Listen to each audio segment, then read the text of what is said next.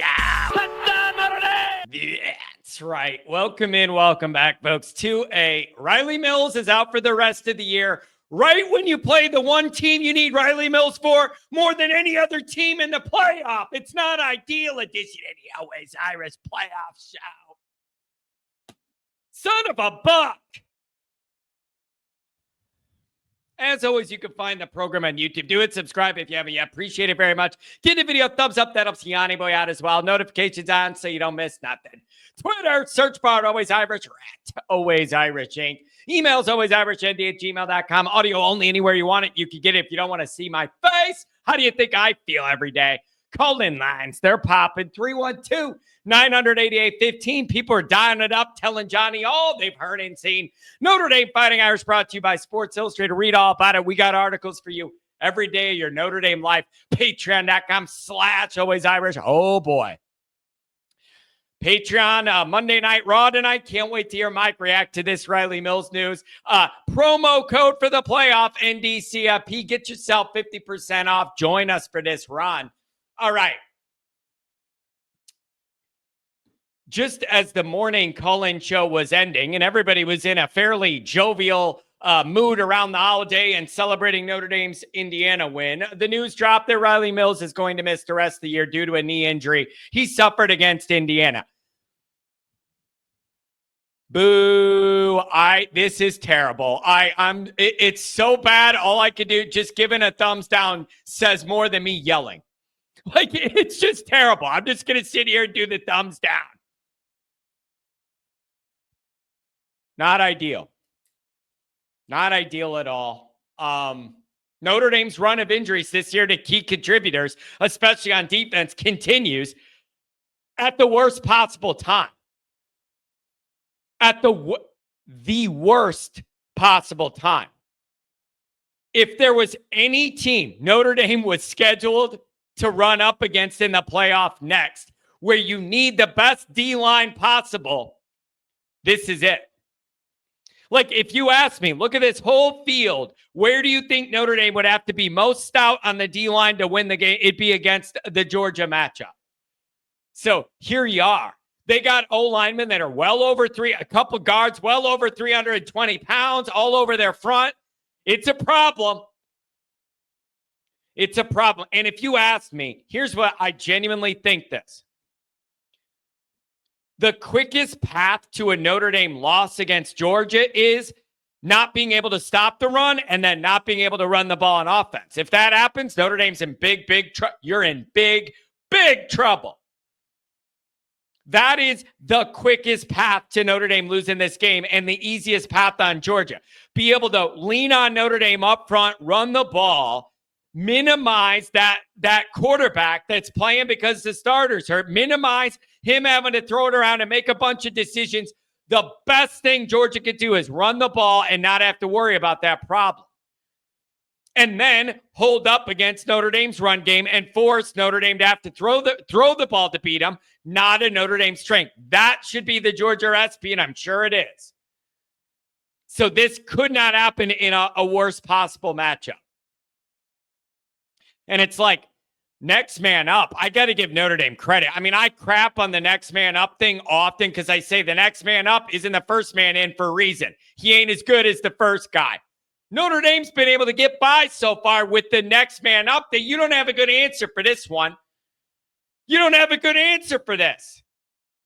Rubio's had injuries himself, like Heinisch. This is not.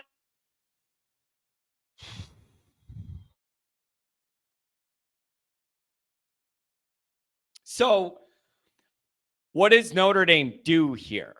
Do you just see if like Rubio, Heinisch, whatever can hold up? Like, does Notre Dame feel like they're going to have to sell out with more resources? By resources, I mean bodies, crashing the line of scrimmage to contain that run game and then leave the back end guys on an island?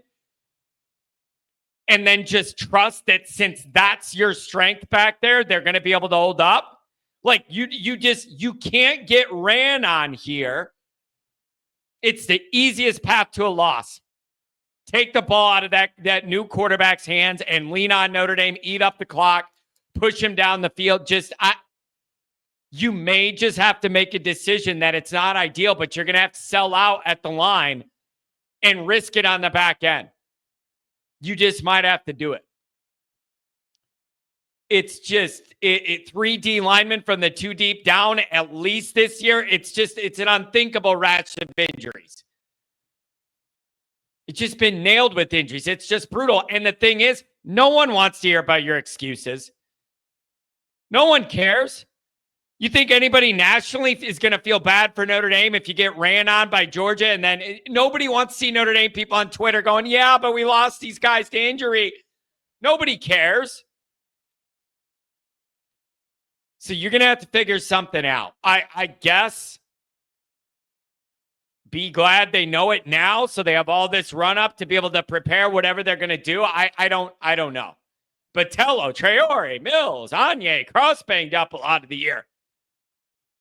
You get into a situation where you ask yourself as a Notre Dame guy, how much more of this could you take up front before the dam bursts? Right? Like, I can't be the only one wondering that. Like, I mean, there's a path here for you to get by and find a way to still win the game, obviously. This doesn't make it like impossible, but makes it a lot harder.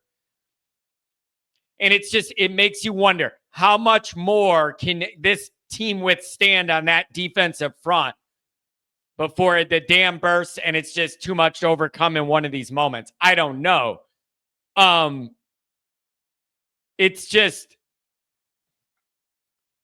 of all the matchups right now to have, like, it's just a bad scenario.